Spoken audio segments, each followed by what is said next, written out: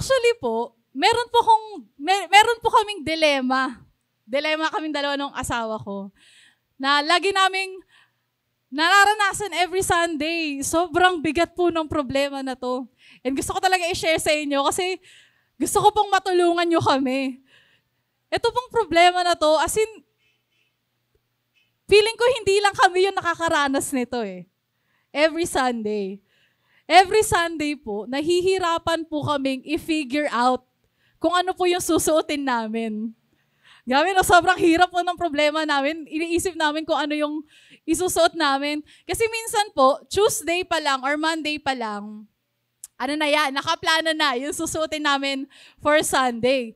Kaya lang minsan, pagdating po ng Sunday, yung ini-imagine mo na magiging itsura mo, hindi yun yung kakalabasan. So parang, hindi bagay. So isip ka na naman. Dahil walang backup plan, ang gagawin mo ngayon, hahalungkatin mo lahat ng mga damitan mo, ikakalat mo lahat ng damitan mo, na minsan nagre-result kung bakit nalilate kami pag-practice ng call time na 1 p.m. Nakatingin yung leader namin sa music team.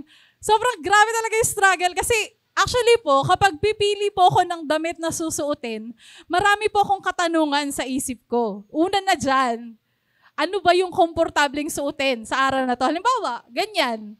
Halimbawa, maulan. Siyempre, kapag maulan, hindi advisable na magputi kang sapatos or magputi kang jeans kasi nga naman, maputik. Or minsan naman, kapag sobrang init naman, hindi ka naman pwedeng mag-coat. Hindi ka pwedeng mag-turtleneck. Pero minsan, kahit gano'n pa kainit yan, magta-turtleneck pa rin tayo.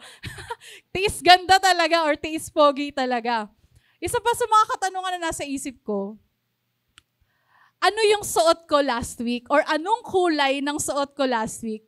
Dati po kasi, nung nag-aaral pa ako, meron po akong paboritong damit na kulay dilaw, na sweatshirt siya. Tapos every time na aalis kami ni Kuya Job, laging yun po yung suot ko, na every time na nagpipicture kami, kapag tinitignan namin yung mga pictures namin dati, laging ganun yung suot ko. So parang ngayon, unti-unting na-develop yung ugali ko na lagi kong iniisip, ano ba yung suot ko last time? Kasi ayoko nang paulit-ulit. Or ano kaya yung kulay na suot ko last time? Kasi yun na naman yung kulay na suot ko. And meron din pong katanungan na, ano po ba yung color na susuotin ng music team? So isa rin yan sa iniisip din namin. Minsan kami pong magkakaibigan, pinoproblema namin yan kapag magkakwentuhan kami. Nagtatalo kami kung ano yung susuotin namin para sa linggo. And isa sa pinakamahalagang tanong sa isip ko, ano yung sapatos na ipapartner ko? Meron po kasi akong bad habit. I won't say na bad habit, pero very magastos na luho. Mahilig po ako sa sapatos. Hindi lang po siya normal na sapatos. Yung talagang, yung sapatos na branded talaga. At saka yung sapatos na original at nakakabutas talaga ng bulsa. Minsan nga po yung asawa ko po, sumasakit na po yung ulo. Kasi nagpaparinig ako madalas na para akong magkakasakit, kailangan ko ng bagong sapatos. Minsan, parang hindi niya lang ako pinapansin. Kasi yun talaga yung lagi ko sinasabi. Talagang napakahilig ko po sa sapatos. And I know sa atin, marami sa atin na kagaya ko, hindi man mahilig sa sapatos, pero napakahilig naman sa damit. Ito naman, may mga kakilala po ako dito na willing to walk 1,000 miles, maghunt lang ng mga ukay-ukay para lang magtingin ng mga damit, kayang lakarin ng kahabaan ng bayan, para lang suungin yung bawat ukay-ukay doon, makahanap lang ng bagong damit. Kahit na yung damitan nila, halos hindi naman na magkasya, pero sige pa rin. Minsan naman, maririnig mo, nagsa-cellphone. Tapos merong mga nakalagay yung mine. Mga nagmamine naman ngayon sa cellphone naman. Napakahilig sa damit. Kahit na napakadami ng damit, sige pa rin ng sige. Meron namang iba, kung hindi man mahilig sa sapatos or damit, mahilig naman sa accessories. Ang daming mga hikaw, kwintas, bracelet, relo. Sabi nga daw po nila, magandang investment talaga yung mga gold na alahas. Kasi nga naman, ang gold ay nagmamahal eventually. Meron namang iba na kung hindi sa accessories, mahilig naman sa makeup. Patong-patong naman na makeup. ang ginagamit. Merong moisturizer, may primer, may liquid foundation, merong concealer, foundation powder, bronzer, blush, highlighter. Napakadami ko po sinabi, no? Pero alam niyo po ba, sa pisngi lang po nilalagay yun. Sa pisngi lang yun lahat. Wala pa yung sa mata at sa labi. Talagang maglalaan ng ilang oras para lang, alam mo yun, syempre gusto nating maging presentable, amen po ba? Lalo na kapag Sunday. Syempre gusto natin yung suot talaga natin haharap tayo sa Panginoon, kailangan yung suot natin, bongga talaga. Ganun po yung ganun yung perspective ko And ang daming mga bagay na pinaglalaanan natin ng energy, ng effort, resources, ng oras natin para, syempre, gusto natin maging presentable yung itsura natin. And at the same time, one thing in common sa mga bagay po na nabanggit ko, lahat yon ay ginagamit to cover up something. So kapag meron tayong gustong itago, di ba, yun yung mga ginagamit natin. Alam niyo po ba, na mukha lang akong mayaman. Diba? Mukha lang, ang daming laman ng bulsa ko. Lalo na, ang hilig ko pa sa mga sapatos.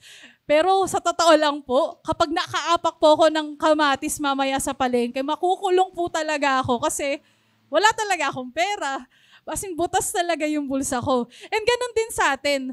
Napakadami nating mga bagay na, alam mo yun, ginagamit natin to improve ourselves para mapaganda yung itsura natin sa panlabas kasi meron tayo mga bagay na itinatago. Sabi nga dito, all this to cover our nakedness, our true self. May mga bagay tayo sa buhay natin na ayaw nating i-share sa iba or ayaw nating malaman ng iba, kaya itinatago natin ngayon.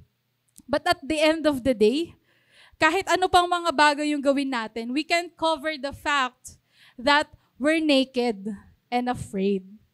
Tayong mga tao, sobrang expert natin to cover our flaws. Parang naging naging natural instinct na sa atin.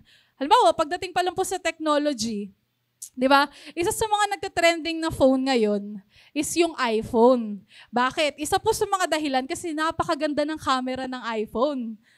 And alam niyo po yun, kapag nag-take kayo ng picture or selfie gamit ang iPhone, kayang-kaya niyang itago yung mga bagay na gusto mong itago sa mukha na hindi halatang edited siya. Actually, kaya gustong-gusto ko rin po na iPhone So, sa technology pa lang natin, talagang napakadami ng naiimbento in order to hide something from us. Ang daming apps or application that can enhance your appearance. Kayang i-enhance yung cheekbones mo, lagyan ka ng cheekbones, or i-shape yung katawan mo in a way na gusto mong i-shape. Pwede kang papayatin. Uy, kailangan ko yun. Pwede kang magmukhang malaki yung muscle. Pwede yun. Dahil lang sa mga application. Diba? And actually, even yung mga nakikita nating models sa mga social media, at even yung sa mga billboard, akala nyo ba yun yung itsura nila? Hindi po, ginagamitan din ng Photoshop yung mga pictures nila. And kagaya nga po na sinabi ko kanina, covering our flaws has become our natural instinct. Nasa umpisa pa lamang po ng ginawa ang mundo, ang mga tao, yun na agad yung ginawa. Siyempre, tignan po natin yung kwento ng buhay ni Adam and Eve. So, nung time na nagkaroon sila ng kasalanan sa Panginoon, the first thing they did was to hide their sin. Tinago nila yung katotohanan, nagkamali sila. Di ba, ginawa sila ng Panginoon na hubot-hubad, pero hindi sila nahihiya. But, when the time comes na kinain nila yung forbidden fruit, doon na nabuksan yung mata nila sa bagong reality na kung saan malayo sa Panginoon. And it was really terrifying kasi alam naman natin yung mga sumunod naman nangyari. Stripped bare by sin and overwhelmed with shame, Adam and Eve rushed to remedy the situation. Just like what in Genesis 3 verse 7 tells us, babasahin ko na lang po sa Tagalog. Nagkaroon nga sila ng pagkaunawa matapos kumain. Noon nila na lamang sila'y hubad. Kaya kumuha sila ng mga dahon ng igos or fig leaves sa English. Pinagtahi-tahi nila ang mga ito at ginawang panakip sa katawan. Ngayong hapon pong ito, aalamin natin kung ano-ano ba yung mga fig leaves sa buhay natin. Ano-ano ba yung mga bagay na ginagawa natin upang itago natin na makasalanan tayo. Ano ba dapat yung gagawin natin kapag nakagawa tayo ng kasalanan at ano ba yung pangako ng Panginoon para sa atin. Bago po tayo tumuloy, tayo po muna ay pumikit at manalangin. Samahan niyo po ko. Father God, Heavenly Father, we thank you for this day, for this amazing day na ipinagkaloob mo sa amin, O Diyos. Salamat, Panginoon, for this privilege, O God, that we get to study your word freely, Panginoon. Salamat, O Diyos. And this afternoon, Lord God, we're asking for your guidance, for your wisdom, Lord God, to open our eyes and open our hearts and minds as we receive your word, as we study your word, Lord God. May you be enthroned in our midst. At ikaw lamang, Panginoon, yung mapapurihan sa araw na ito. Salamat, O Diyos. Ito po ang aming samot panalangin. Sa pangalan ni Jesus. Amen. Ayan. So yung title po pala na i-share ko ngayong hapong ito ay laying down fig leaves, or sa Tagalog, dahon ng igos. So baka nagtataka po kayo, bakit kaya fig leaves? Kasi nga po, yung kagaya po ng sinabi kanina sa Genesis 3:7 or 3 verse 7, the moment that Adam and Eve committed a sin, ang una po nilang ginawa ay kumuha sila ng mga dahon ng igos or fig leaves at pinagtahi-tahi nila to cover their nakedness. Pero alam naman po natin, di ba kagaya nga po ng sinabi ng song leader kanina, wala po talagang nalilingid sa Panginoon. So that day, nung magdadapit hapon na po, nung araw na nakagawa ng kasalanan si Adam and Eve, na kung saan kinain nila ang forbidden fruit, that same day, nung magdadapit hapon na, narinig nilang naglalakad ang Panginoon sa halamanan. And God wants to invite them for a walk. Kasi ganun ka-intimate yung relationship ng Diyos kay Adam and Eve, na gustong-gusto niya na nakakasama yung mga taong ginawa niya. So, He wanted to invite the couple for a night walk. So, sana all, no? Na-invite ng Panginoon for a night walk. Sobrang sarap sa feeling nun. Pero ano yung ginawa ni Adam and Eve? Instead of running towards God's love, ang ginawa nila ay nagtago sila. Bukod sa nagtahi-tahi sila ng fig leaves to cover themselves, nung narinig nila na ang Panginoon ay naglalakad sa halamanan, nagtago sila sa mga puno. Dahil they wanted to hide their shame. They wanted to hide their sin mula sa Panginoon. And they are actually hoping that their camouflage would keep God from finding out what they'd done. Pero sabi ko nga po kanina, wala talagang nalilingid sa Panginoon. Kagaya ni Adam and Eve, tayo rin po mismo. We all attempt to do the same cover-ups now and then. May mga pagkakataon po sa buhay natin na minsan hindi natin napapansin na kapag nakakagawa tayo ng kasalanan, instead of running towards God's love, syempre may hiya. Manahihiya tayong lumapit sa Panginoon. Kaya ang ginagawa natin, gumagawa tayo ng ibang bagay to cover those sins. Rather than running to our Savior and confessing with what we've done, we rush to sew our own fig leaves together to hide. Tayo rin po mismo. Tinatahi rin natin yung sarili nating fig leaves to hide our shame. Pero kahit nga anong gawin nating effort, kahit gaano pa tayo magpakapagod, kagaya ng sinabi sa Psalms chapter 51 verse 3, sin is always before us. Talagang lagi yung kasalanan ay nandyan, lalo na kapag nagre-rely tayo sa sarili ng nating lakas. And tayong mga tao, meron tayong different approaches kung paano natin itatago yung hiya natin sa Panginoon.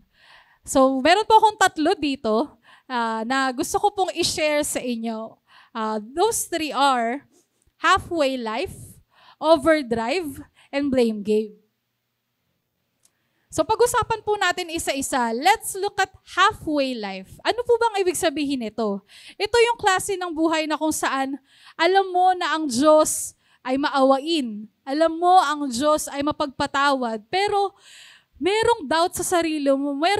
Merong side sa sarili mo na hindi ka fully nagtitiwala sa Panginoon na kaya kanyang patawarin kahit anumang kasalanan yan. May ganun tayo eh. Lagi tayong skeptical, lagi tayong nagda-doubt mismo na at the back of our mind, sinasabi natin na, Lord, ang bigat ng kasalanan ko eh. Parang hindi mo na ako kayang patawarin ito. Or hindi naman kaya, Lord, inulit ko na naman yung kasalanan na nagawa ko. So meron sa isip natin na gano'n yung nagiging perception natin.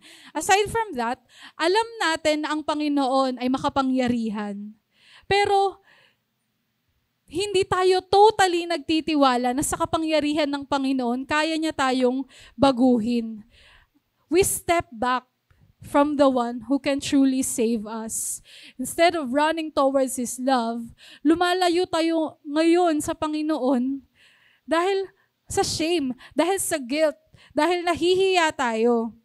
And minsan nakukontento tayo sa title na makadiyos lang.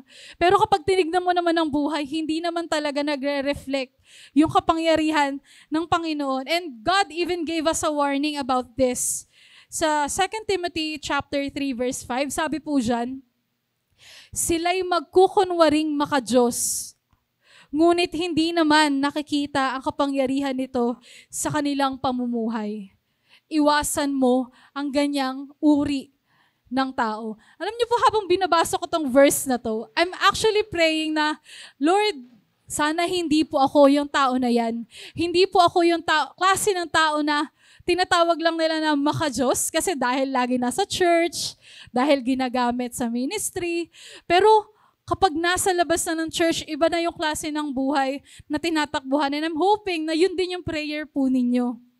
Na sana, Lord, makita talaga sa buhay ko yung transforming power, yung grace and your mercy sa buhay ko. Yung mag-reflect kung gaano kabuti yung Panginoon sa buhay natin. That's the halfway life. Now let's look at overdrive. Ano naman ang overdrive? Ito naman yung klase ng mga tao na kung saan, dahil sa kagustuhan nilang itago yung kanilang kasalanan at hiya, ang ginagawa nila ay nagpapakasipag or nagsi-self-improvement plans. Ito yung mga self-love na tinatawag. Umaasa sa sariling lakas and believing that good works will actually cover our true self. Grabe yung sipag. Ito yung mga klase ng tao na minsan one call away na, kailangan naman power dito sa church. Ang bilis ng takbo dito papunta sa church, nadadapa-dapa pa, or napakabilis utusan, kahit sa bahay minsan. May point sa buhay nila na dahil nandun yung sin, nandun yung guilt nila, kino-compensate nila ito sa pagiging masipag nila. Kasi minsan, nandun sa isip yung, Lord, ginamit mo ako today, ha? Ang sipag ko today, Lord. Baka naman pwedeng quits na tayo. Without confessing the sin itself, ang ginagawa ay mas nag-focus sa kung ano yung kayang gawin na masyado na nagre-rely sa sariling lakas. And that's actually very dangerous as we all know. And usually maririnig din po natin kapag umaten tayo ng mga burol. Di ba, minsan maririnig natin na alam ko sa langit pupunta yan eh. Kasi nung nabubuhay siya, napakabuti niyang tao, ang dami niyang natulungan. Pero lagi nating tatandaan, church, na hindi sa sarili nating lakas kaya tayo maliligtas.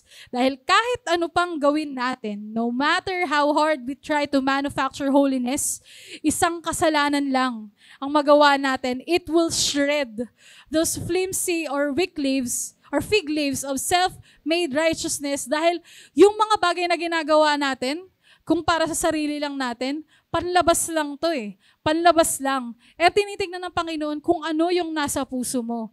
And let's be clear on this, church.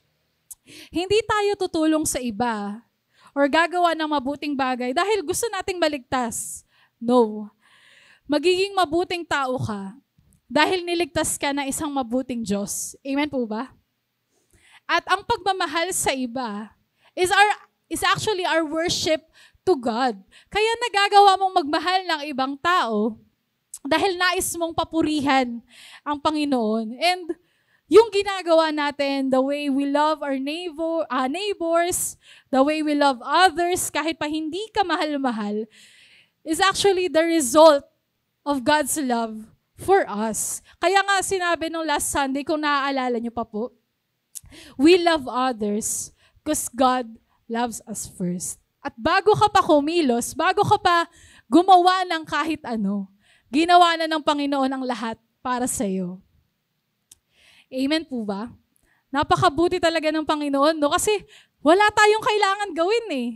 You just have to accept Jesus as your Lord and Savior. That's it. Yun lang yung gagawin mo and the rest will follow. You will love others dahil that's your worship to God. Magmamahal ka sa taong kahit hindi ka mahal-mahal dahil inibig ka ng Diyos kahit ikaw mismo sa sarili mo ay hindi ka mahal-mahal. Next one, let's look at blame game. So, syempre, from the word itself, blame. Ito naman yung kagaya ng ginawa ni Adam and Eve after nung time na kinonfront sila ng Panginoon, nung time na nagkaroon sila ng kasalanan. Tayo mga tao, rather than repenting and admitting our sin when God points it out, we race to defend ourselves. Kaya nga 'di ba parang sa atin kapag medyo kwentuhan, tatanungin mo siya, bakit wala ka ng practice? Ano na agad? Parang ang dami na explanation. So sinasabi natin, defensive naman to masyado. Ganun kasi tayong mga tao. Ayaw kasi nating maging responsible for our own action. Kaya ang ginagawa natin, we point our fingers to someone else para sa kanila mapunta yung sisi. Parang halimbawa, sa pamilya po, yung asawang babae, kasi yung asawa kong lalaki, ayaw mag-lead, ayaw mag-stand up for our family, ayaw mag-desisyon. So ako na lang yung magdedesisyon para sa amin. Or para naman sa asawang lalaki naman. Kasi yung asawa kong babae, bungangera, napakaingay. Minsan na nga lang ako nasa bahay, walang ginawa kundi awayin ako ng awayin. Nagger pa at laging nagdududa. Kaya ang gagawin ko, tototohanin ko na lang yung pagdududa niya. Or hahanapin ko na lang yung comfort sa iba. Or para naman sa mga kabataan, minsan, sinasabi natin, kasi magulo sa bahay eh. Laging galit si Papa. Minsan na nga lang siya nandyan, pinapagalitan pa ako palagi. Si Mama naman, lagi na lang kung ano-anong sinasabi. Hindi ko nararanasan yung pag-ibig sa bahay, kaya ang gagawin ko, hahanapin ko na lang sa barkada, o kaya magbo-boyfriend na lang ako or mag-girlfriend. Kasi doon tanggap ako eh. May mga ganon tayong ugali, or may mga ganon tayong isipin na as we don't want to be responsible to our own action, ang gagawin natin, ituturo natin yung iba ngayon na dahil sa kanya, kaya ako to ginagawa.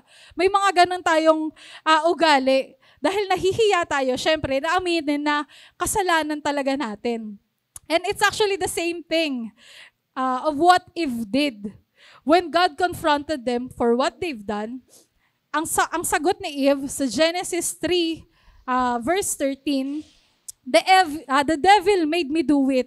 Sinisi ni Eve yung demonyo kung bakit niya ginawa yung bagay na yon. Totoo nga naman, kung isipin mo, may point naman si Eve. Wala naman talaga siyang control dun sa ginawa ng serpent. So, ginawang pangtitempt sa kanya ng serpent. But, kayang kontrolin ni Eve kung paano siya magre-respond dun sa temptation na ginawa sa kanya. And ganun din sa atin. Hindi man natin kontrolado yung mga tao sa paligid natin, hindi natin kontrolado yung sitwasyon sa buhay natin. Pero we can control kung paano tayo magre-respond sa isang sitwasyon. And kaya nga palagi sa ating pinapaalala ng Panginoon na don't let your guard down. Kasi ang kasalanan lagi lang yung nandyan, nag-aabang. And kapag bibigyan mo yan ng opportunity na pumasok sa buhay mo, ay talagang magkakaroon ka talaga ng kasalanan. And kagaya nga ng reminder sa atin ng Panginoon sa 1 Peter chapter 5 verse 8 to 9, sabi dito, maging handa kayo at magbantay. ang dyablo, ang kaaway ninyo ay parang liyong umaatungal at aaligid-aligid na naghahanap ng masisila. Huwag kayong matakot sa kanya at magpakatatag kayo sa inyong pananampalataya sa Diyos. Tulad ng alam nyo, hindi lamang kayo ang nagtitiis ng ganitong kahirapan, kundi pati ang inyong mga kapatid sa buong daigdig. Totoo yun na hindi talaga natin makokontrol yung mga bagay na nangyayari sa buhay natin, kung ano yung ginagawa ng ibang tao sa atin. But God is giving us a free will at binibigyan niya tayo ng way para paalalahanan palagi na don't let your guard down, especially in front of sin. Pero syempre, dun sa buhay, sa kwento na nangyari kay Eve, syempre, ang nangyari dun ay Eve let her guard down. And she allowed the sin to enter her life. Syempre, nagpatempt siya dun sa ginawa ng serpent at kinain niya talaga yung forbidden fruit. Pero, hindi lang si Eve, si Adam din, na hindi lang basta ginawa yung blame game, kundi sinisi niya pa ang Panginoon. Ang naging respond niya nung kinonfront sila ng Panginoon, ang sabi niya, "It was the woman you gave to me." Parang sinisisi niya pa ang Lord, na binigay mo kasi sa akin tong babaeng to eh. Kaya nagkaroon tuloy ako ng kasalanan. Kaya nahulog tuloy ako sa kasalanan. Which is very nakakalungkot na respond. And itong mga klase na action na to, these are what we call fig leaves. Ito yung mga bagay na ginagawa natin para itago natin yung kasalanan natin dahil ayaw nating maging responsable. That's what all these responses are, fig leaves. These are lame attempts to deflect, blame, and hide shame. Actually, napakadami pa pong fig leaves, hindi lang po itong tatlo. Na sa sobrang resourceful natin, sa sobrang natural na instinct natin to cover our flaws, napakadami na nating fig leaves na ginagawa sa buhay natin. And let me share you some of this. Una is yung props.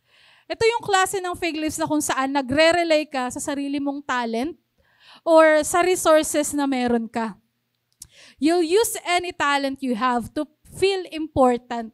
Dahil gustong-gusto natin na alam mo yun, we feel significant, we feel like napakahalaga natin, magre-rely tayo sa sarili ng talent. Parang may point na kapag wala ako, pag umabsent ako sa church na to, sigurado walang ibang gitarista. Parang may ganun tayong nasa isip na parang feeling natin sobrang halaga natin. So that's kind of fig leaf. Another one is projecting. Ito naman yung klase ng fig leaf na kung saan we project certain image as we wanted to feel belong. Ito naman yung kapag nasa church ka, syempre ang mga kasama mo, mga church yan. So, mahinahon, mabait, masipag, naglilingkod. Pero pag nasa labas na, kung sino yung mga kasama niya, yun din yung ugali niya. Nagkayayaan yung mga katrabaho ko uminom eh. Siyempre, ayoko namang maging KJ, ayoko namang ma-left out. So, iinom din ako. Kasi gusto ko laging belong ako. So, ang ginagawa natin, we're projecting a certain image depending sa situation na kinabibilangan natin that we're forgetting kung ano ba yung tunay na identity natin sa Panginoon. Next one is yung anger. Justifying our actions. Ito, guilty po talaga ako dito. May times na we point out deficiencies of others. Kapag meron tayong kasalanan na ginagawa, kino-compare natin ngayon sa iba. Si ganito nga, hindi naman nag-church yan eh. Buti nga ako, kahit makasalanan ako, lagi ako nandito sa church, lagi akong nasa harap, lagi ako nagsiserve sa ministry. Siya nga, hindi nga siya pumupunta ng church eh. Hindi nga siya umaaten, mas malala siya sa akin. May mga ganun tayong ugali na kino-compare natin yung sarili natin sa iba. We point out deficiency. Kung ano yung pagkukulang ng iba, pino-point out natin to justify our own action. Meron din namang victimhood. Ito naman yung klase ng fig leaf na kung saan we're allowing the pain from the past to dictate our present. we hide behind the wrongs we've suffered rather than doing the work required to live a different life. So ito naman yung fig leaf na kung saan gina-justify mo yung kasalanang nagawa mo dahil ito yung naranasan mo before. Like for example, nagkaroon ka ng relationship dati. Tapos dun sa relationship na yon, niloko ka. Ngayon, dahil niloko ka na nung time na yon, yung mga sumunod na relationship mo, hindi mo na kayang pagkatiwalaan. Or worse, gagawin mo ngayon yung ginawa sa'yo before. Kasi, yun yung naranasan ko dati. Or hindi naman, halimbawa sa family natin, the way we discipline our kids, yung mga anak natin, may mga magulang, alam ko hindi naman siya dito sa church, pero may mga magulang na ang mode nila to punish or discipline their child, may iba na nilalagay sa sako, pinapaluhod, kapag meron nagawang kasalanan. Pag tinanong mo, bakit ganun ka magdisiplina? Kasi ganun ako dinisiplina ng tatay ko dati. Ganun yung ginawa niya sa akin. Effective naman. So, gagawin ko ngayon sa anak ko. So, ang ginagawa natin, nagpapaka-victim tayo to justify our sin, to justify our action na hindi naman tama. And lastly, meron din tayong tinatawag na ego building. Ego, yung sarili nating, ano Tagalog ng ego? Nakalimutan ko na. But believing that self-esteem will fill the emptiness of our souls, we focus on self-love and self-care, only to find ourselves even more needy. Hindi ko naman po sinasabi na huwag nyo nang ibigin yung sarili ninyo, na huwag mo nang mahalin yung sarili mo. But if loving ourselves is actually affecting our relationship with God and our relationship with others, merong mali. Kapag yung pag-uuna mo sa sarili mo ay naapektuhan kung paano ka makisalamuha sa iba or kung paano ka magpuri sa Panginoon, merong mali. Merong mali sa puso natin. Kasi nga, pinapaalala sa atin ng Panginoon kung ano ba yung greatest commandment na makikita natin sa Matthew chapter 2, verse 37 to 39. Sabi dito, sumagot si Jesus, ibigin mo ang Panginoon mong Diyos ng buong puso, ng buong kaluluwa, at ng buong pag-iisip. Ito ang pinakamahalagang utos. Ito naman ang pangalawa. Ibigin mo ang iyong kapwa gaya ng pag-ibig mo sa iyong sarili. So hindi sinasabi ng Panginoon na huwag mong mahalin ang sarili mo. But ibigin mo muna ang Panginoon ng higit sa lahat at ibigin mo ang iyong kapitbahay or yung kapwa kung paano mo minamahal yung sarili mo. And ilan lang ito sa mga fig leaves na nakita ko dun sa kung saan ko kinuha itong katuruan na to. But I hope that these examples will actually help us identify kung ano ba talaga yung mga fig leaves sa buhay natin. Alam niyo po ba, sobrang ulyanin ko. Minsan nga parang feeling ko, meron ako early dementia. Kasi yung mga yung nangyari kaninang umaga, hindi ko na maalala. Hindi ko na rin maalala kung ano yung nangyari kahapon. Ganon kalala po yung pagkaulyanin ko. And alam po yan ng mga kaibigan ko. Kasi minsan kapag nagkakwentuhan ka, naalala mo yung ganito? Ako naman parang, gumaganon lang. Pero sa totoo lang, hindi ko naman talaga naaalala. Alam nila na kapag yung mukha ko gumaganon lang, hindi mo naaalala, no? May ganun po talaga akong attitude na, hindi ko alam bakit ganun. Pero habang inaaral ko po itong exhortation na to, I'm being confronted by my own sins. Even yung mga kasalanan na, alam mo yun, ilang years na yung nakalipas na nawala na sa isip ko eh. Pero habang binabasa ko to or habang inaaral ko to exhortation na to, bumabalik talaga siya sa alaala ko. And every form of fig leaves na shinare ko kanina, meron talaga ako naaalala na ginawa ko na, alam mo, sobrang hiyang-hiya talaga ako sa Panginoon na, Lord, talaga ba? Ginawa ko talaga yun. Sobrang nakakahiya talaga, Panginoon. Talagang wala akong mukhang maiharap sa Panginoon. And nais ko lang po ito i-share sa inyo. Wala po kong ibang pinagkwentuhan na ito bukod sa mga kaibigan ko. And gusto ko rin pong i-share sa inyo. Nung college po ako, Siyempre, ano kasi yan, uso yung peer pressure, teenager ka din eh. Siyempre, ano ka, you're curious. Napakadami mong gustong malaman, napakadami mong gustong maranasan. And dahil sa peer pressure, sinisisi ko agad yung mga kaibigan ko, no? Guilty na ako agad sa fig leaves. Pero yun nga po, nagkaroon po ako ng boyfriend. Nung first year college ako. Siyempre, una, akala mo, butterflies and all, parang puro kilig lang, puro ganun lang, parang ang saya. And then I found out na habang 8 months na kaming mag-boyfriend, meron po pala siyang 2 years na girlfriend. Nung nalaman ko, ginawa mo akong kabit, grabe ah. Sobrang ang sakit talaga nun kasi akala ko Pero syempre, yung relationship na yun, kasi hindi siya kalooban ng Panginoon, hindi talaga siya nag-workout. Pero nung time na yun, nung nalaman ko na meron siyang ibang girlfriend bukod sa akin na nag-aaral sa ibang school, syempre hindi ako papayag. Yung dating Janine ay hindi papayag nang hindi nakakagante. Gumanti ako ngayon. Kasi, hindi pa, ikaw lang marunong? Hindi, marunong din ako. Ang ginawa ko po, naghanap din ako ng boyfriend na iba, pinagsabay ko rin po sila. And I'm not proud of it. Sobrang nakakahiya talaga.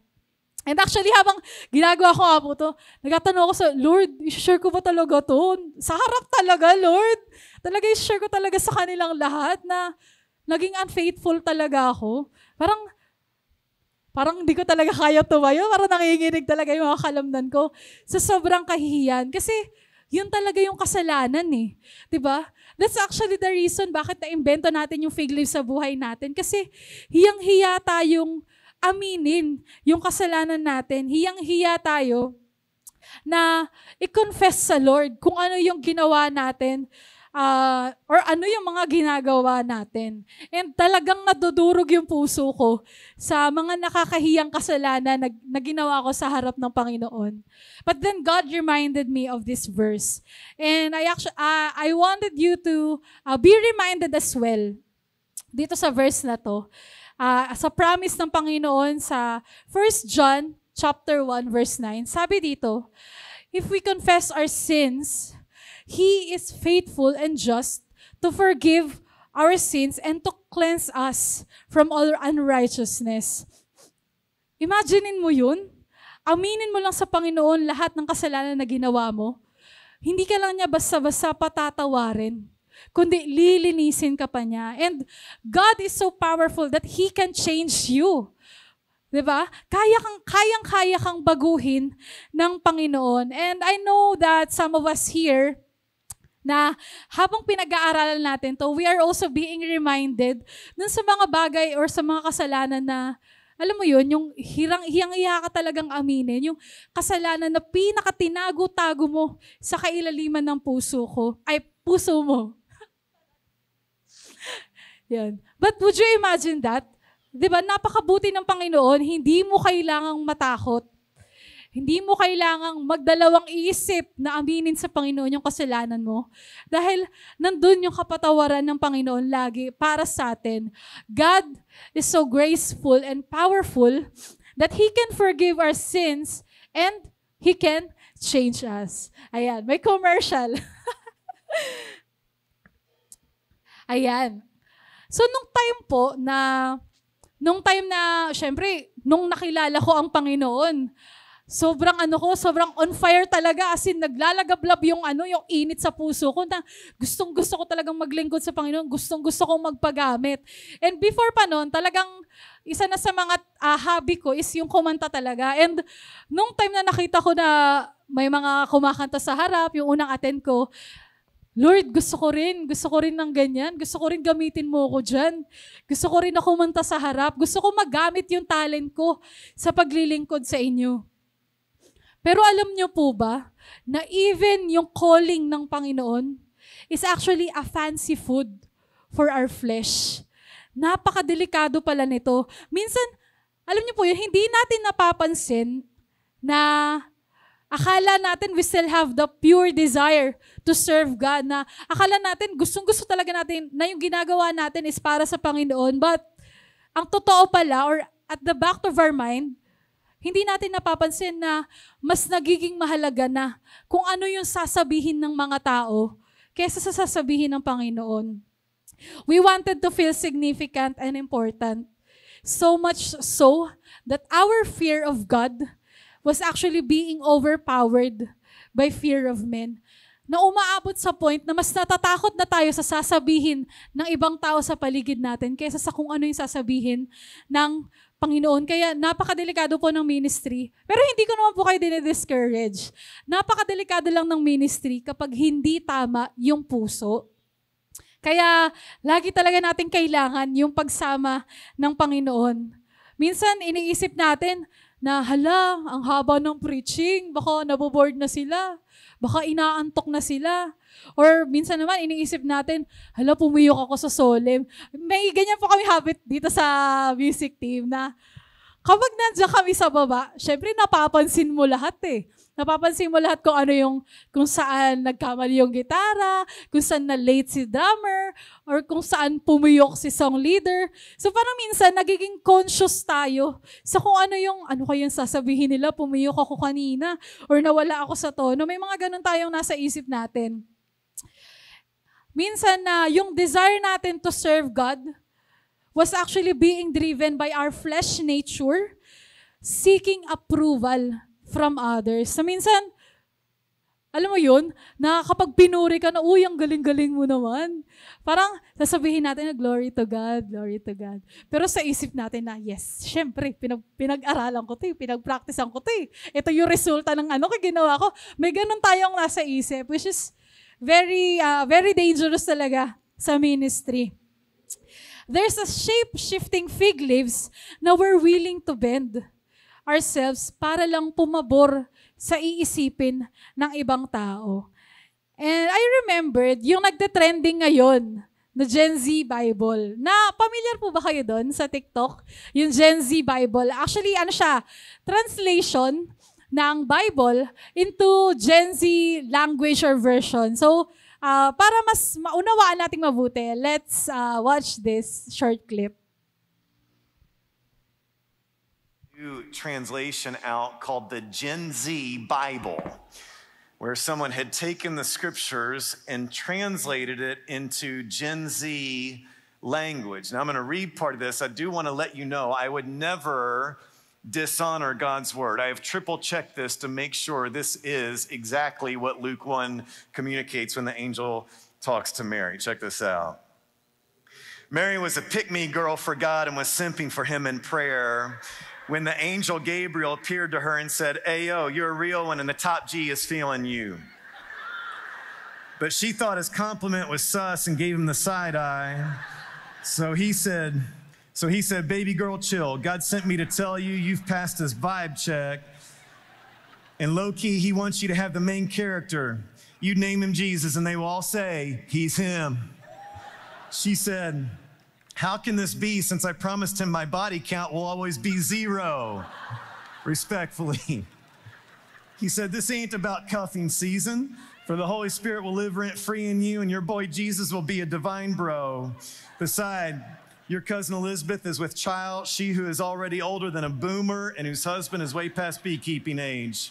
So Mary said, "Bet." Gabriel left her on red and she let the Holy Spirit cook.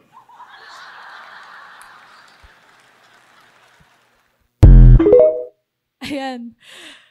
Alam niyo po, habang pinapanood po natin, yung mga mata ng mga young at heart natin, kumukunot. Parang, ano yung sinasabi niya? Parang ang hirap naman unawain nun. Pero syempre, yung mga kabataan natin, na uunawaan, natatawa kasi naiintindihan nila kung ano yung sinasabi. And actually, parang, nung unang beses ko rin po itong pinanood, ayoko mang-awiinin yung edad ko, pero parang, medyo nahirapan din akong unawain kung hindi ko alam kung ano yung kwento na nangyari sa Luke. Mahihirapan talaga akong intindihin kung ano yung sinasabi dun sa translation na yon. And maganda na malaman na may mga tao na, alam mo yung ginagawa nila lahat ng bagay just to share the Word of God. Pero minsan mapapaisip ka na, or dapat lagi natin tinatanong yung sarili natin na, ito ba talaga yung gusto ng Panginoon? Diba? Ito ba talaga yung gusto niyang gawin natin sa salita niya? Na parang, are we still really looking or seeking approval from God? Or parang mas gusto na natin na piniplease yung ibang tao kesa sa kung ano yung gusto ng Panginoon? Diba? Are we really seeking approval from God? Or is it too much that we're already seeking approval of men? Talaga bang yung fear of God natin ay na-overpower na ba talaga ng fear of man? Minsan parang, alam mo yun, pag nasa harap ka, hindi mo talaga maiwasang isipin na ano kaya yung sasabihin nila. Or may ganun talaga tayong mga tao, meron talaga tayong ganung attitude eh. Kahit wala tayo sa harap, kahit actually naglalakad lang tayo sa labas, minsan may ganyan tayong isipin na ano kaya yung sinasabi nila tungkol sa atin. And naalala ko po, nung nagsisimula pa lamang ako sa music ministry, syempre dahil bagong Kristiyano ko, napakasipag ko talaga. Like, practice dito, practice doon, training dito, training doon. Monday to Friday, nasa school ako. Saturday, practice dito sa church. Sunday, umaga pa lang, nandito na kami kasi may training. Tapos, uuwi lang saglit ng tanghali para magbihis, tapos babalik na naman dito sa church. So parang sobrang sipag ko talaga na hindi ko alam kung saan ko nakukuha yung energy na yon na kaya kong tumagal ng isang buong araw sa church talaga na hindi napapagod. And may times pa nga po na sumali ako ng Glee Club sa school namin. Yung Glee Club po, choir siya. Sumali po ako ng Glee Club sa school. Kasi gusto ko po yung yung mga matututunan ko doon, magamit ko dito sa church. Kasi dati po nagsimula ako as backup singer. So, syempre, as a teenager, ang iniisip ko palagi na para sa Lord tong ginagawa ko, na para sa Panginoon to, para sa kapurihan ng Panginoon yung ginagawa ko, yung inilalagi ko dito sa church. Pero my subconscious is actually telling me na, sus, takot ka lang naman talaga sa leader mo, kaya masipag ka. Actually, totoo po yun. Takot talaga ako sa leader ko nung time na yun, na, alam mo yun, natatakot ako na nakapagtatanungin niya ako na, kamusta? Ano yung training na ginawa mo this week bago ka tumayo? Natatakot ako na mapagalitan niya na dahil wala akong maisagot, kaya ako nagsisipag, kaya ang sipag ko sa church kasi ayoko nang meron siyang sasabihin, ayoko nang mapapagalitan niya ako. And I actually wanted to impress my own leader. Kaya may times na nagpapakasipag talaga ako. And alam mo yun, hindi ko nare-realize na mali na pala yung puso ko, na akala ko, naglilingkod pa ako sa Panginoon. Pero ang totoo pala, ayaw ko lang na meron siyang sasabihin tungkol sa akin. Or meron siyang sasabihin against sa akin. And, alam mo yun, may time sa buhay ko na talagang nabuburnout ako before. Kasi Saturday to Sunday ba naman, kulang na lang sa church na talaga ako matulog.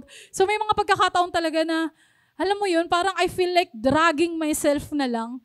Na parang, minsan ayoko nang tumayo kasi napapagod ako physically, spiritually. Pero napakabuti po talaga ng Panginoon kasi hindi niya ako hinayaang manatili dun sa sitwasyon na yon. Napakabuti ng Panginoon na, alam niyo po yun, unti-unti niyang inaayos yung puso ko. But I'm not saying na ang perfect ko na ngayon. Hindi po yun. Hindi po. Talagang may mga pagkakataon pa rin sa buhay ko ngayon na kung saan yung may competitive nature is kicking. Sobrang competitive ko po talaga na gusto ko, I want the best for God. Yun yung nasa isip ko. Or yun yung sinasabi ko to justify my action. Pero may times na dahil ayoko lang merong marinig sa iba. May mga ganong pagkakataon po. Pero ang kaibahan po ngayon, I'm now able to recognize. Nakikita ko na kung ano yung mga bagay na ginagawa ko na hindi kalooban ng Panginoon. Nakikita ko na yung mga bagay na ginagawa ko na fig leaves lang. Na ginagamit ko lang para itago yung totoong ako or yung totoong makasalanan kong nature. And I'm actually slowly learning to take it to God. Kasi yun naman yung gusto ng Panginoon. Na kung ano man yung naranasan natin, ano man yung kasalanan na gawa natin, ilapit natin or isuko natin sa Panginoon. Now, let's look at David's story. in 1 Samuel chapter 17 verse 1 to 16. So hindi ko na po babasahin yung buong kwento, pero if you wanted to read yung whole story ni David, pwede nyo pong basahin sa inyong mga bahay. So let's look at the story of David before he became a king. So para po sa kaalaman ng lahat, David is actually a shepherd. Nagpapastor siya. And that time, they're actually being sinasakop sila ng mga ng mga Philistine for 40 days or almost more than a month. Hindi sila, alam mo, yung punong-puno sila ng takot dahil sa isang tao lang, which is Goliath. Now, if you can imagine kung bakit natatakot ang mga army of Israel kay Goliath, kasi po si Goliath, 9 feet tall. Imagine niyo, ang taas na nga ng 6 feet tall na tao, di ba? 9 feet tall pa kaya. So, you can imagine kung bakit natatakot talaga yung army of Israel sa isang tao lang. At syempre, dahil alam ni Goliath, he's fully aware kung gaano siya nakakatakot, nagyayabang siya ngayon. And he even said on verse 9, sabi niya dito, pumili na lang kayo ng ilalaban sa akin. Kapag ako'y natalo, aalipinin niyo kaming lahat. Ngunit, kapag naman siya ang aking natalo, kayo ang aalipinin namin. Pero syempre, looking at Goliath, wala talagang naglalakas loob na lumaban kay Goliath. Even, alam niyo po, na nag-offer pa si King Saul ng napakagandang reward para lang sa isang tao na kayang humarap kay Goliath. In-offer niya yung kayamanan, even yung anak niyang babae, yung prinsesa, na pwede niya kapag hinirap si Goliath ay mapapangasawa ang prinsesa, and even lifetime tax exemption. Imagine mo, hindi ka magbabayad ng tax your whole life. Diba? Sa atin pa nga lang, napakalaki na ng tax, may bawas sa sahod. Tapos kapag bibili ka pa sa grocery, magbabayad ka ng tax. So you can imagine kung gaano kaganda yung offer actually ni King Saul. Na parang, wow, ang ganda nito, hindi ako magbabayad ng tax for my whole life. At hindi lang siya, even yung pamilya niya, madadamay rin na hindi rin sila magbabayad ng tax. Pero kahit ano pa yung i-offer, wala talagang naglalakas ng loob na lumaban kay Goliath. But one, merong isang tao na lumapit at nag-volunteer na lumaban kay Goliath. Kaya nung nalaman ng lahat, nalaman ng army of Israel na si David ay willing nakaharapin si Goliath, hindi sila nagbunyi. Naging naging mga basher sila. Talagang nilait pa nila si David. At even yung kanyang kapatid na si Eliab. Si Eliab po ay sa kanyang mga kapatid na nung nalaman ni Eliab na nag-volunteer si David na lumaban kay Goliath, ito po yung naging reaksyon niya. Anong ginagawa mo rito? At kanino mo iniwan ang iilang tupa na pinapaalagaan sa'yo? Alam ko ang nasa isip mo. Gusto mo lang manood ng labanan. Yung naging reaction ni Eliab, that's actually ridicule and cynicism. Isa siya sa mga uri ng fig leaves. Yung cynicism po is an act or yung action na kung saan ang tingin mo na yung taong ito kaya lang siya gustong gawin ng isang bagay na to kasi for his self-interest. Parang ang sama ng tingin mo sa tao na to na kasi greedy ka, kaya gusto mong gawin yan. Kaya gusto mong mag-volunteer. Ganun yung nasa isip ni Eliab. And actually, that's our response din. Hindi natin napapansin na yun din yung nagiging response natin. Kapag we feel threatened, kapag nakikita natin na merong isang tao na mas malaki yung faith kesa sa atin. Eliab feel threatened sa lakas ng loob ni David.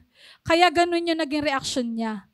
And nakakatuwa po dito kasi when Eliab and the army of Israel looked at Goliath, ang nakikita nila ay isang higante na mahirap tamaan. Pero sa perspective ni David, ang nakikita niya po ay isang higante na masyadong malaki para hindi mo tamaan. Nakikita niyo po yung difference doon? Ang negative ng iniisip ni Eliab at ng army of Israel na sa sobrang takot nila, parang sobrang laki nito, hindi natin to kayang talunin, hindi natin to kayang tamaan. Pero yung faith ni David, grabe. Na parang pag dinitignan niya yung higante, hindi higante yung nakikita niya. Ang nakikita niya, napakalaki mong target.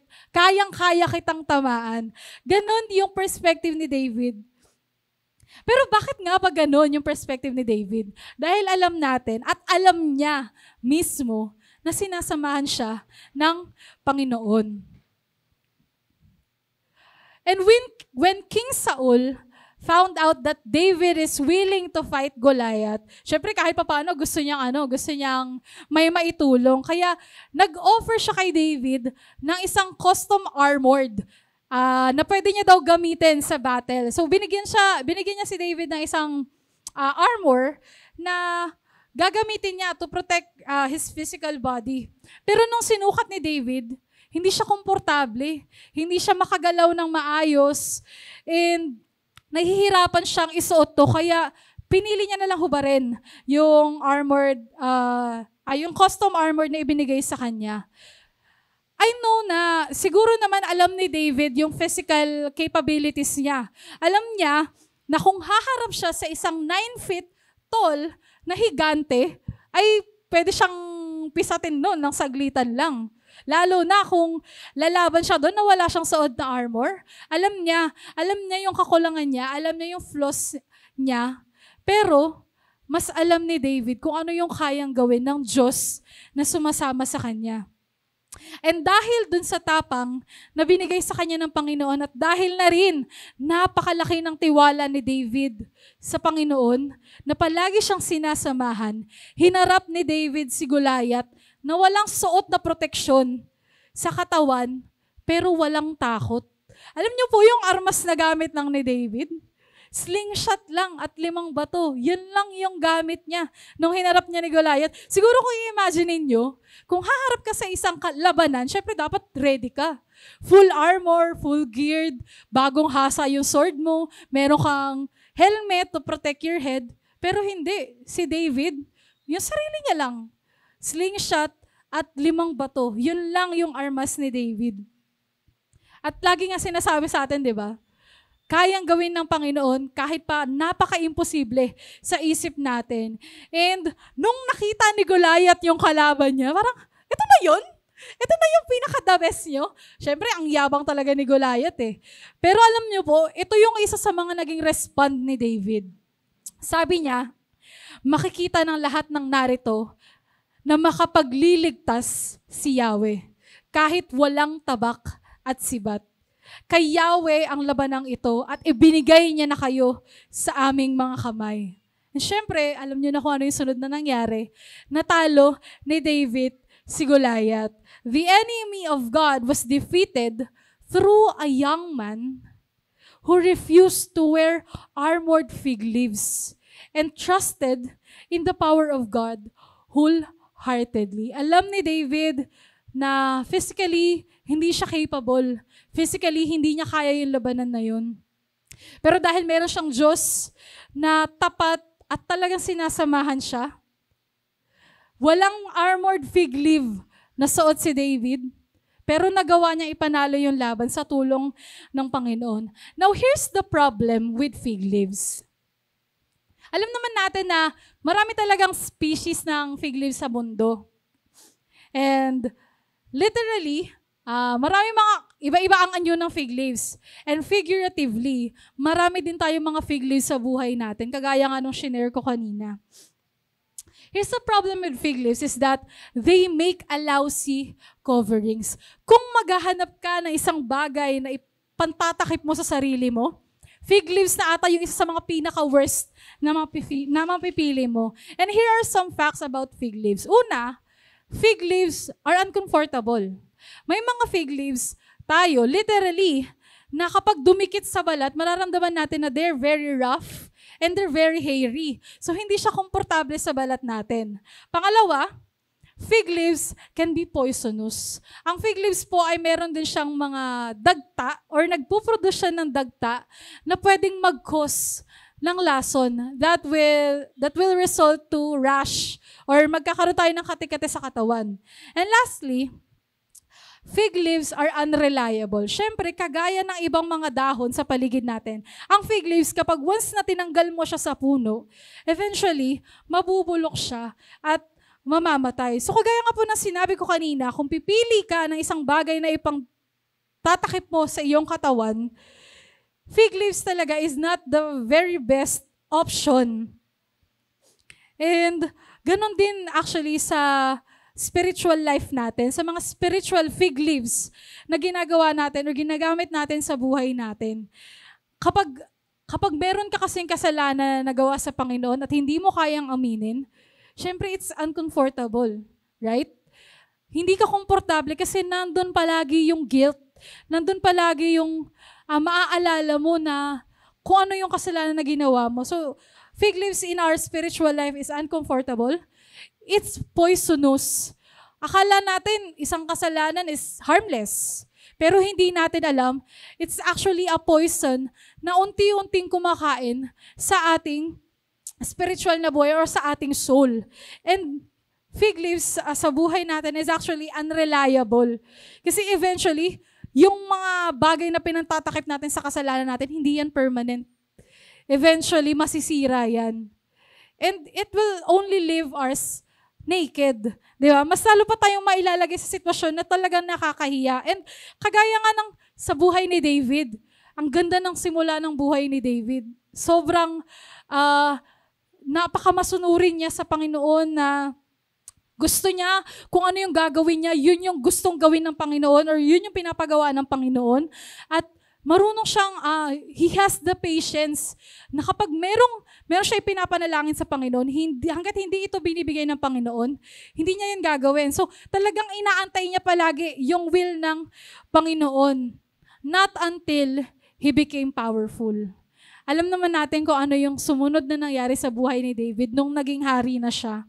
And David actually took the matters on his own hands.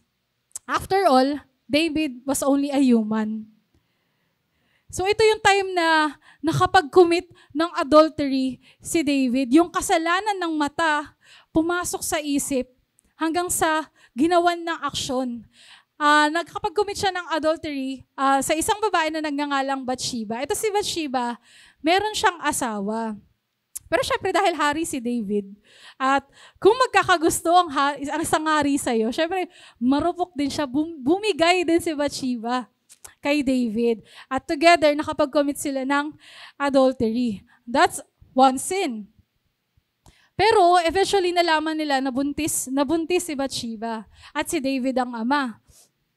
Dahil nga merong asawa si Bathsheba, ang ginawa ngayon ni David, gumawa siya ng paraan para sa tingin niya maitama yung maling ginawa niya. And you know what he did? Yung asawa ni Bathsheba, sinet up niya, pinadala niya sa isang battle at kinausap niya yung mga leader ng battle na yon na ilagay mo sa frontline si Uriah. Make sure na mamamatay siya sa battle na yon. He actually committed murder. Pinapatay niya talaga si Uriah para lang, syempre, masolo niya si Bathsheba. It was actually a miserable time for David. Kasi yung isang kasalanan, it became a poison na unti-unting kinakain yung soul niya. Na yung isang kasalanan, nadagdagan ng isa pang kasalanan, napatungan ng isang kasalanan at nagpatong-patong na yung kasalanan ni David. Kasi akala niya, yung paggawa niya ng pangalawang kasalanan will actually resolve dun sa unang kasalanan na nagawa niya. Kaya, ganun din sa atin eh.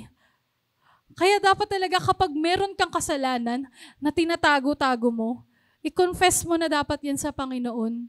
Kasi kagaya na nangyari kay David, yung isang kasalanan na yan will actually lead to another sin until ang buhay mo ay lalamunin na ng kasalanan kapag hindi mo na itutong isuko yan sa Panginoon. But then, David got honest with God. In Psalms chapter 32 verse 5, he wrote, "Kaya't ang kasalanan ko'y aking inamin. Mga pagkakamali ko'y hindi na inilihim. Ako'y nagpasyang sa'yo'y ipagtapat, at mga sala ko'y pinatawad mong lahat. Alam ni David kung ano yung kasalanang nagawa niya sa Panginoon. At may part man sa kanya na talagang nahirapan siya to surrender his sin, aminin lahat ng kasalanan niya. But David did it. And syempre, yung naging response ng Panginoon dun sa ginawa niya, pinatawad siya ng Panginoon. Nilinis niya si David. Lahat ng kasalanan ni David ay nabura. Hinubad ni David ang lahat ng kanyang kasalanan. He was washed clean by love and healed by God's mercy. And the same freedom can be yours as well. Yung feeling na, alam mo yun, malaya ka dahil alam mong malinis ka sa harap ng Panginoon. Grabe yung comfort na maibibigay nun. And God also wants you to surrender every sin that you have instead of hiding it, instead of doing everything para maitago yung kasalanan na yan, why not surrender it to God? Diba? So ano ba yung dapat natin gawin? When the Lord's hand of discipline comes upon you, don't resist it. Kapag nararamdaman mo na dinidisiplina ka ng Panginoon, huwag mo nang i-resist yun. Kasi ginagawa lang yun ng Panginoon para lang din naman sa'yo, para lang din sa atin. When God points out sin in your life, don't ignore your iniquity or try to deflect the blame.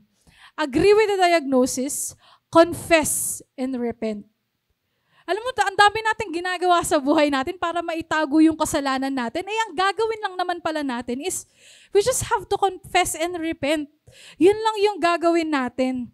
And then, trust your loving Savior to bring the cure. Magtiwala ka sa Panginoon na kayang-kaya kanyang baguhin. You know, church, the world is so noisy right now. Napakadaming mga boses tayong maririnig sa paligid natin na kung ano ba dapat tayo, kung ano ba yung dapat nating gawin, sino ba tayo dapat, paano ba dapat tayo mabubuhay. Napakadaming boses, lalo na sa social media. Makakita ka lang ng post doon na parang ang komportable ng buhay. Para sabihin sa'yo, dapat ganito rin yung buhay ko eh. May ganun, may mga nagdedictate sa paligid natin kung paano ka dapat mabuhay. And if we're looking for fig leaves that will make us feel significant, makikita natin yan kahit saan lang. Napakadaling hanapin yan.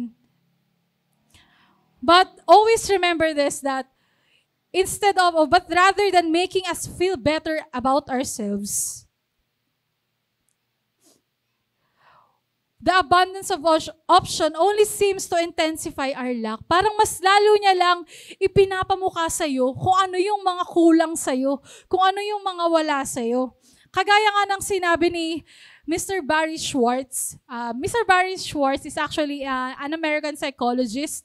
And sabi niya po dito, we get what we say we want, only to discover that we want doesn't satisfy us to the degree that we expect. Parang ako po, sa buhay ko, noong nagsisimula po akong magtrabaho, ang gusto ko lang ay magkaroon na ako ng kahit isang pares lang ng sapatos na original.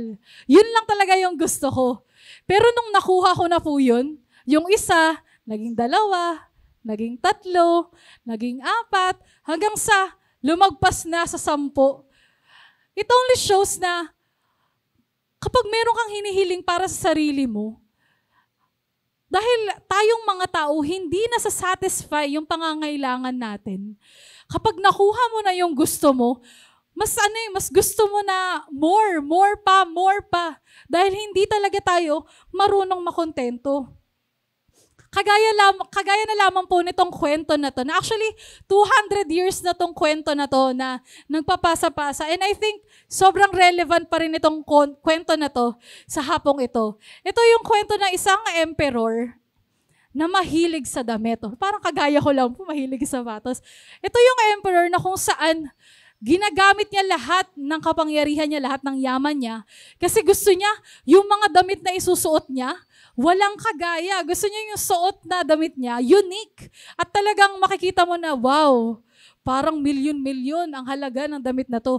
Yun yung emperor na yun. Yun yung gusto niya. And then one time, merong dalawang stranger na nagpunta sa kaharian nila.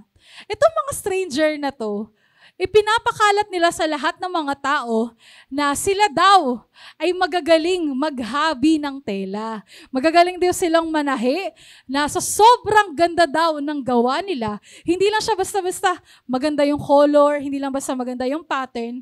Pero sa sobrang ganda daw ng damit na to, meron daw tong ability na magiging invisible siya sa harap ng isang mangmang. So, kapag daw hindi mo nakikita itong damit na ito, ang ibig sabihin daw nun ay isa kang mangmang. So yun yung pinapakalat nila ngayon sa kingdom. Siyempre, eventually, nakarating ito sa hari. Yung na merong dalawang tao na to na kayang maghabi ng tela na magiging invisible sa harap ng mga mangmang. Ang naging reaction ng emperor, yan! Yan ang gusto kong damit. Yan ang damit na nararapat para sa akin. Makikita ko ngayon kung sino sa mga tauhan ko ang hindi nararapat sa pwesto nila at sino sa mga wise men ko ang hindi naman talaga wise.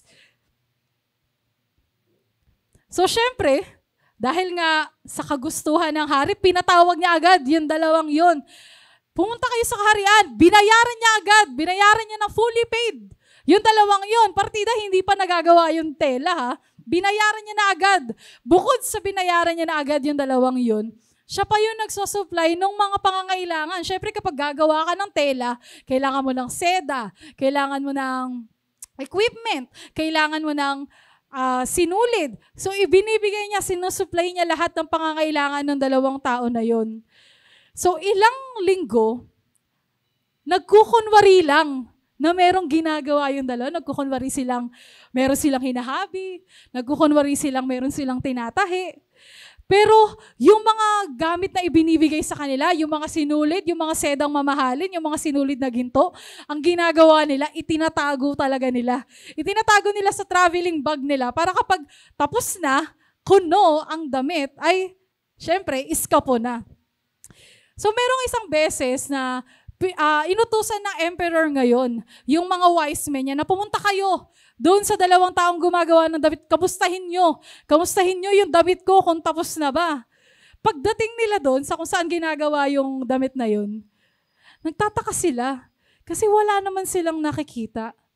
Pero dahil nga doon sa sinabi na kapag hindi mo nakikita yung damit, ay ibig sabihin mangmang ka. Dahil gusto nilang i-keep yung position na meron sila ngayon. Hindi nila ngayon sinabi yung totoo sa emperor. Dali-dali silang bumalik sa emperor na, kamusta? Kamusta na yung damit ko? Napakaganda po. Sobrang ganda. Yung dragon, grabe, bumubuga pa ng apoy. Sobrang ginto, sobrang mahal, wala talagang kapares. Yung damit na yun. So, syempre, excited yung emperor, na-excite na ako suotin to. And then, nung time na yun, magkakaroon ng grand procession na kung saan haharap yung emperor sa harap ng maraming tao upang magsalita. Sabi niya, ito yung perfect moment para suotin ko, para ipagmalaki ko sa kaharian ko kung gaano ko kayaman, kung gaano kaganda yung damit na to. Hinubad niya ngayon yung robe niya. Tapos nung pinasok na yung damit, nagtaka siya. Para siyang natakot. Na uncomfortable yung naramdaman niya. Na parang wala akong nakikita. Pero syempre, dahil sa ego niya na emperor ako, hindi nila pwedeng malaman na mangmang ako. So nagpretend siya ngayon na wow, ang ganda nito. Sinuot niya ngayon. And then lumabas siya sa harap ng maraming tao. Ang unang reaksyon ng mga tao, wow, ang ganda. Kasi syempre, sip-sip sa emperor, ayaw din nilang maalis yung position nila sa kanya. So parang, wow, amazed sila sa damit na hindi naman nila nakikita. And then merong isang bata na nakapwesto sa likod, sumigaw, wala naman siyang suot eh. Tapos, yung tinig niya na yun, nag-echo sa buong mga tao ngayon na oo nga, wala naman talaga siyang suot. Hanggang sa lahat na sila ay sabay-sabay na nagsabi na, wala ka namang suot. Alam mo, parang ganito rin tayo eh. Minsan sa sobrang gusto nating ipakita sa lahat na walang kulang sa atin, walang mali sa atin, ginagawa natin lahat para maitago yung tunay na kalagayan ng ating puso. And dahil dun sa greed ng emperor, sa kagustuhan niyang maging tanyag, maging angat, maging worth it, ginamit niyang lahat ng meron siya. Ibinigay niya lahat ng kayamanan niya para magawa yung damit na yon, only to find out na nalinlang siya. At hindi lang siya basta nalinlang, hubot-hubad pa siyang humarap sa lahat ng mga tao, which is mas nakakahiya pa sa lahat ng nakakahiya. Ikaw ba? What kind of fig leaves have you been wearing? Ano ba yung mga fig leaves na sa mga oras na to, isinusuot mo sa buhay mo? And kung mas nagtitiwala ka pa sa ibang bagay kaysa sa katwirang ibinigay ng Panginoong Jesus, at mas pinipili mo ang iba kaysa sa identity na inilalagay sa iyo ng Panginoon, hindi ka lang basta-basta naloloko ng mundong ito. Pero hinahayaan mo pang maihayag sa lahat ang kahubaran mo. You're leaving yourself terribly exposed and vulnerable. Sa akin pong pagtatapos, ayan, gising-gising na po. Matatapos na po tayo. Sayang, hindi tayo inabot ng 7 p.m. But anyway, sa aking pagtatapos, I just want to share you this story of the church in Laodicea. So itong Laodicea na to, they are known as a banking center.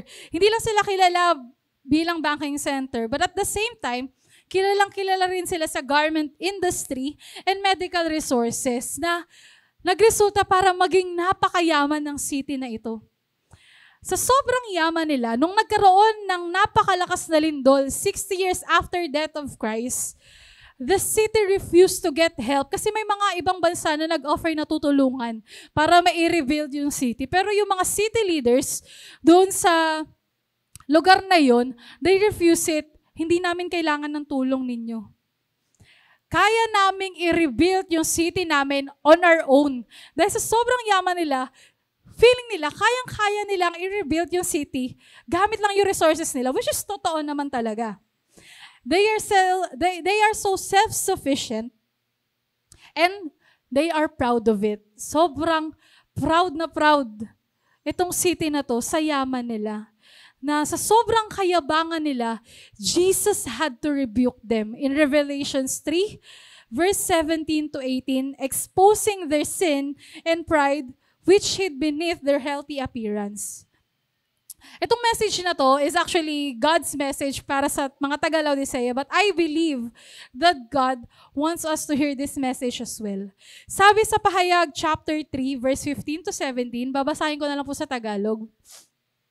Nalalaman ko ang mga ginawa mo. Alam kong hindi ka malamig, ni mainit man. Higit na mabuti kung ikaw ay mainit o malamig.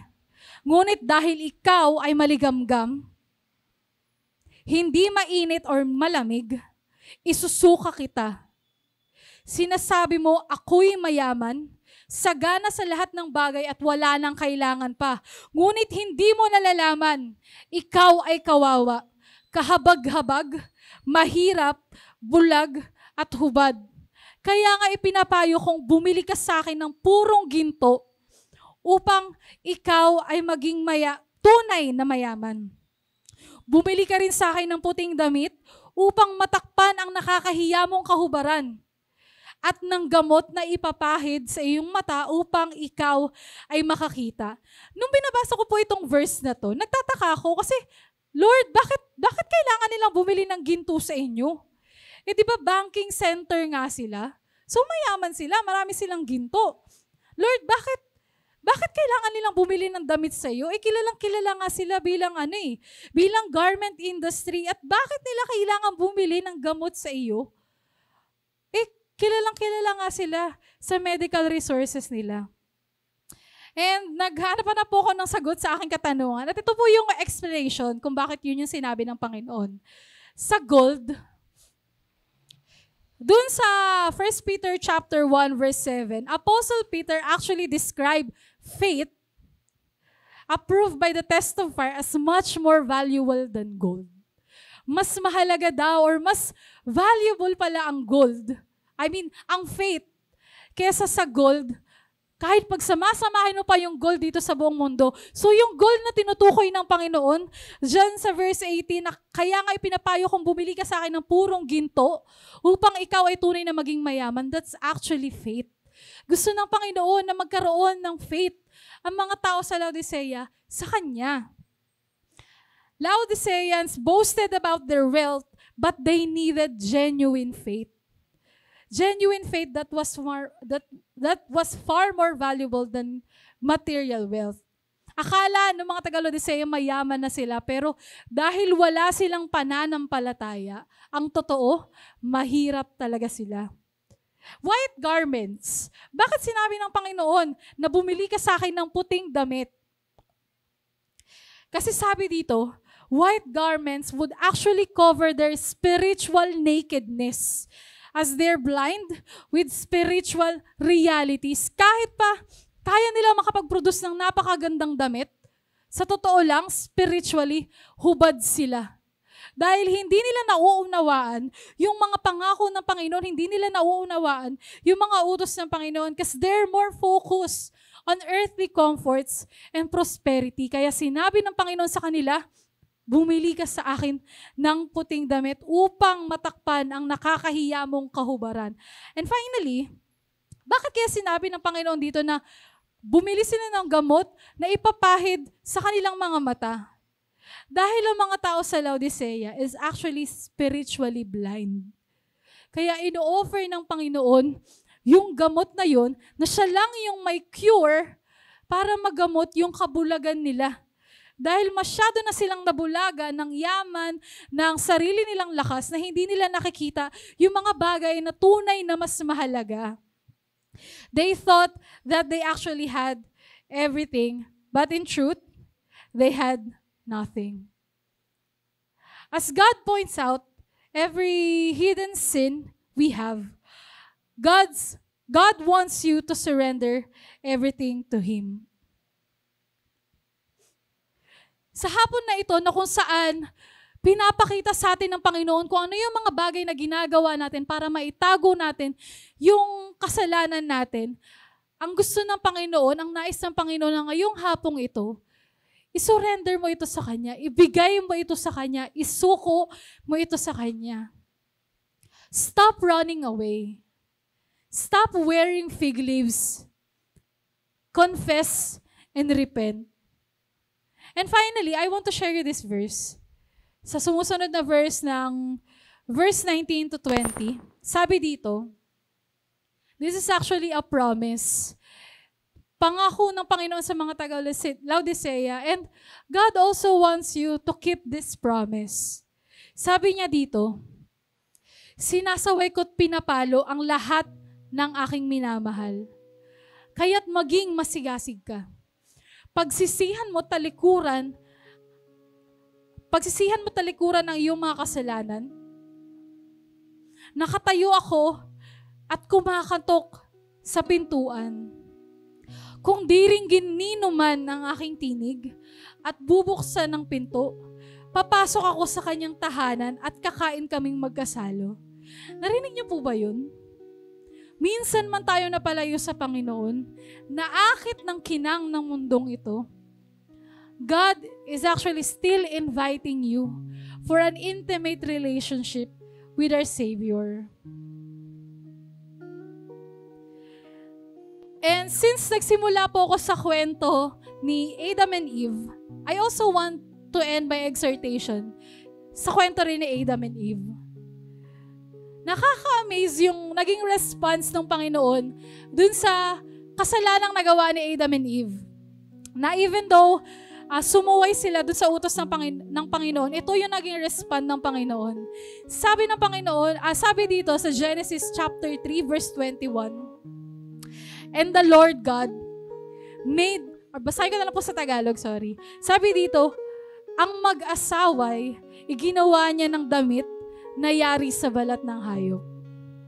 Despite dun sa kasalanan na ginawa ni Adam and Eve, hindi niya hinayaan na si Adam and Eve lumakad sa mundo ng nakahubad lang. But instead, God Himself made the clothing, comfortable clothing para kay Adam and Eve so that they won't believe nakedness and shame.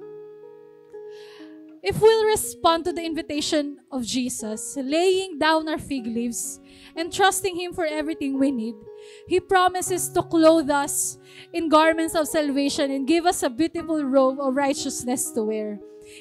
Kapatid, hindi ka hahayaan ng Panginoon na nakahubad lang.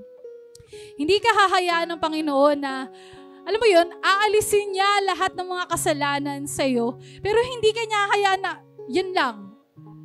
Okay na yun. Hindi ganun. Hindi ganun ang pagmamahal ng Panginoon. Dahil God will fully clothe you with His love. Dadamitan ka ng Panginoon. Babalutin ka niya ng pagmamahal niya, ng pag-ibig niya. And if you start to fully trust in Him, He will remove those fig leaves and He will clothe you with His love. This afternoon, if you want to surrender lahat ng kasalanan na itinatago mo sa iyong puso, lahat ng mga fig leaves, lahat ng mga bagay na ginagawa mo upang matakpan ang iyong kahubaran, if you want to surrender your life to God, may I invite you to stand